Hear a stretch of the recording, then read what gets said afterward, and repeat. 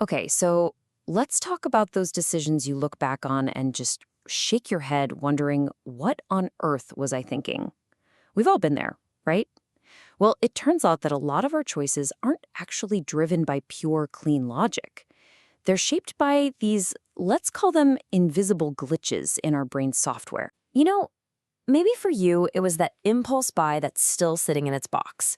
Or maybe it was sticking with a job you knew you disliked for way, way too long. The thing is, these baffling choices, they aren't just random mistakes. They're actually predictable patterns. And these patterns have a name: cognitive biases. So in this explainer, we're going to pull back the curtain on 5 of the most powerful biases that are secretly messing with your decisions. And more importantly, we're going to build a professional toolkit so you can start to fight back. All right, let's get right into it. Our first section is all about beliefs, anchors, and echoes.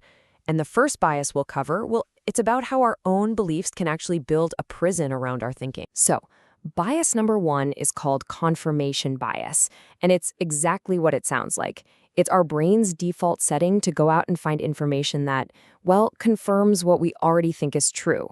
It's kind of like you're wearing special glasses that only let you see the evidence that proves you're right and filters out everything else. I mean, just think about your social media feed. It's usually a perfect echo chamber, right? Full of people and posts that agree with you. Or what about when you're about to buy something you really, really want? You find yourself clicking on all those glowing 5-star reviews and just kind of scrolling right past the 1-star warnings, don't you?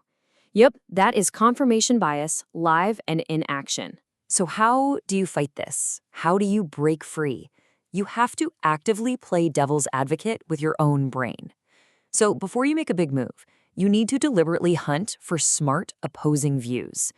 Genuinely ask yourself this question: what is the absolute best argument that I'm wrong? Just asking that one question can completely shatter the echo chamber. Okay, moving on to bias number 2. This one's called the anchoring bias, or the first impression trap. Basically, our brains have this funny habit of latching on to the very first piece of information we get. That's the anchor. And from that point on, every other judgment we make is compared back to that initial anchor. The classic example, of course, is shopping. You see a jacket, right? The tag says, original price, $200. But it's crossed out and now it's only $100. That $200? That's the anchor. It immediately makes the 100 price seem like an unbelievable steal, even if the jacket was never actually worth more than, say, 75 bucks. And this trick works everywhere. Salary negotiations, buying a car, anywhere the first number on the table sets the stage. So how do you beat it? Well, you have to get really good at spotting the anchor. Before you even look at a price tag, do your homework. Figure out the real market value for yourself. And here's a pro tip. In any negotiation, if you can, you should always try to make the first offer, because then you're the one who gets to set the anchor. Okay, so we've seen how outside info can trip us up. But it's not just that. Sometimes the biggest distortions are coming from inside the house, from our own confidence and even our own memories. And that brings us right to our third bias, the Dunning-Kruger effect. You might have heard of this one. It's a fascinating phenomenon where people with very little skill or knowledge in a specific area tend to dramatically overestimate how good they are. To put it simply, they often don't know enough to even realize how little they know. And this leads to a really strange paradox. You'll see novices with just off-the-charts confidence. They're standing right on top of what's often called Mount Stupid. But the real experts? They're often way more humble because they are painfully aware of just how vast their field is and how much they still have to learn. So how do we make sure we don't get stuck on that peak? It really comes down to one thing: intellectual humility. The goal is to always be learning, and this is the crucial part, you have to actively seek out honest, even tough feedback from people who genuinely know more than you. All right, on to bias number 4, the availability heuristic. Our brains love shortcuts, and this is a big one. We have a tendency to think that things that pop into our minds easily must be really common or important. You know, things that are shocking or recent or that you see all over the news. This explains so much.